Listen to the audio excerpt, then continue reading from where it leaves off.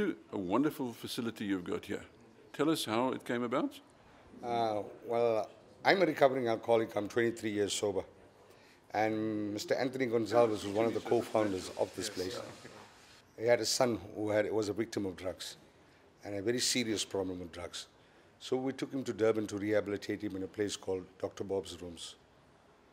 And then we decided to open Alcoholics Anonymous here, where on every Thursdays we used to have a meeting. And we started off with 2 people, but the organization has grown, the fellowship has grown to about 50, 60. And then slowly we started penetrating into the community at large, the business sectors and the schools and the hospitals and the magistrates' courts, spoke to the prosecutors, and we got this message across that we are here to help the still suffering alcoholic. In striving to support the still suffering alcoholic, we unfolded that drugs was a bigger problem. And then we found many of them were coming in with dual problem, drugs and alcohol. And because of the lack of facility to accommodate the alcoholic or the addict that wanted rehabilitation, and because of the distance between Durban and Port Shepstone, and many of them, when they come here, they're down and out. It's a disease that will add to your miseries, multiply your debts, subtract from your wallet, and divide your family. They come here virtually rock bottom. So they don't have the finance to get there. And that necessitated us into opening the center. And because of Mr. Anthony Gonzalez's influence in this community, he's quite a prominent man who has made some magnanimous contribution to social development. His influence led us to the Albersville Sports Club that were utilizing these premises as offices. And they were sort of malfunctioning or withering away. And then we expressed to them our needs, and we made an application to the municipality, who by the grace of God, I would say saw that this facility will help towards developing a better community. And they gave us a lease on this property. And when that came in, that was a blessing. But, you know, we always believe if you've got faith in God, nothing is impossible. How long have you been going now? 6 months. 6 months we've been going on, 6 months. And you've grown into what you've got here? That's right. And this is just through I think the community saw the need. They rallied forth. The business sectors has rallied forth in order to assist us.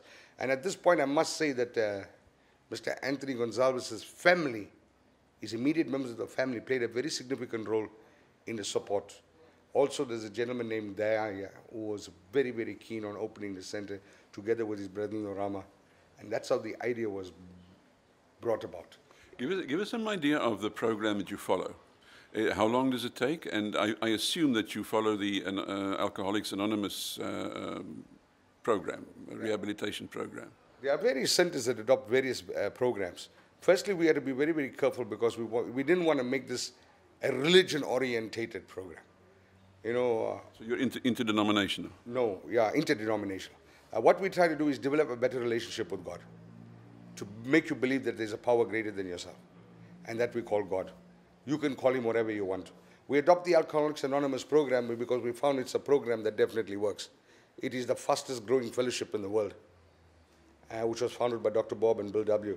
And these co-founders didn't want to louse this up, the Fellowship of Alcoholics Anonymous.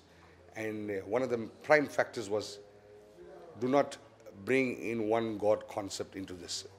We will lose membership, or we will lose these people that need help. And because of the universal concept of God, we found that we were able to penetrate people better, and people are not shy to walk in to say they've got a problem.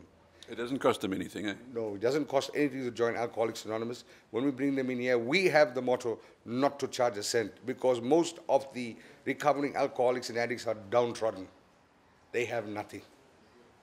And we have some doctors in the area that offer to diagnose these patients for us at no cost. I see you've even got accommodation here for people. How do you manage to pay for that? And you know, food and, you know, stuff like that? Food, we seek sponsorship. If not, it's called the RDP. We reach deep into our pockets. And funded by members. At this point in time, which I'm not, I feel ashamed saying this, majority of the funds comes from Mr. Anthony Gonzalez. It's like a one-man operation at the time being. And we've held a fundraiser, and some guys have made some pledges, which money is going to be used, hopefully if we can reach the other amounts, in order to put the extension so that we can accommodate more patients because of the growing demand for help. The obvious question now is your success rate. How does that look? I will rate ourselves at 72.5% after my recent analysis. That's our success rate. And the reason why we're successful Okay. Sorry, let me just make that clear. When you say success rate, does that mean that people who come here stop drinking altogether? That's right. At the moment, I would say it's 72.5 because they continuously thereafter go to the program. We initiate them to different meetings that are taking place. And we have guys we call sponsors. We hand them over to sponsors who tend to look after them for a period of 6 months.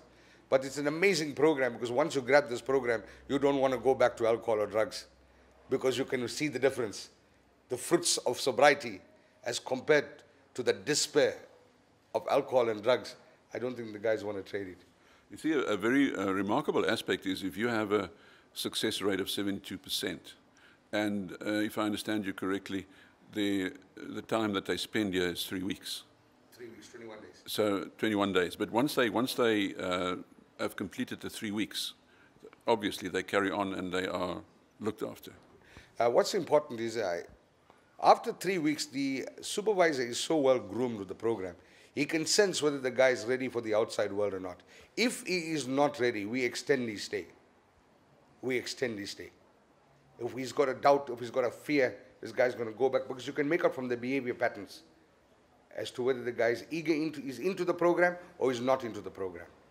You see, the biggest damage that alcohol and drugs does, it affects your thinking. It removes your power of choice. So we try to develop that power of choice, that you are in control of your own life. You are where you are because of the way you think. Let's not blame anybody for it. And that's what we strive to get them to see. Let's look at the drug problem. That's a worse addiction than alcohol. What do you, your program, how do you tackle that here in the center? You see, alcohol and if we take any mood-changing substance, we refer to them as mood-changing substance. They all got the same effect. The symptoms are the same. But we have Narcotics Anonymous meetings, we have Alcoholics Anonymous meetings. So we cater for both. But if we sit in both meetings, it's the same literature, it's the same program, it's the same preamble, only instead of the word alcohol, the word drugs will appear. Yeah, but with drugs, isn't that a more specialized treatment? Like substituting substances first, gradual withdrawal? That's what many people believe. That's what many people believe. You know, that's why we have a belief here that no psychologist, no doctor in the world who hasn't taken drugs or alcohol will ever understand the disease. It's only one alcoholic or one addict for another. We know that pain.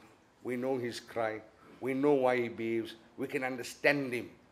That's all that an alcoholic or an addict looks for. Somebody to understand him. He doesn't want to steal, but he's forced to. Sometimes his mind doesn't need it, but the body needs it. Sometimes the body doesn't need it, but the mind wants it. It's a mental obsession with a physical allergy. It's coupled. That's the danger of this disease. And that's why we believe very few doctors or psychologists, not that I'm condemning the profession, there might be a room for them in terms of that can understand the disease of alcohol or drugs if they were not consumers of it. In conclusion, Mutu, how can the public out there who are watching this now, how can they help you guys? What the public needs to realize is that today it is somebody else's child, tomorrow it's going to be yours. Because we are dealing with merciless and unscrupulous dealers that are preying on the minds of innocent children. And the future of a nation lies in the minds of our children. And that's what our community needs to realize. And they need to realize that the patients, there is a drug called sugars that has taken South Africa by storm. It's a cheap drug that's made of Ratex and all the leftovers of heroin. And this drug, these kids will do anything. And if they are in your community, they are a danger to you. You need to be aware. And we need to help them. God does not make bad children. He makes good children who just have bad habits. They need to be given that chance. Speaking of children, do you cater for children? Yeah, we cater for kids from 16 and above. But I think that the government got its own regulations below 16. So we've got to be very careful with that because of the various nature, fear of child abuse and what have you in society. So with the child laws, there are a lot of restrictions. Mutu, thank you very much and all the best. It's a wonderful center. We want to say thank you to you guys for showing an interest. Even if you can't support us financially or in terms of goods, but just popping in here and visiting us, making us believe we're doing the right thing will be an honor. That's all. That's all. We just need that moral support to make us believe we're going in the right direction.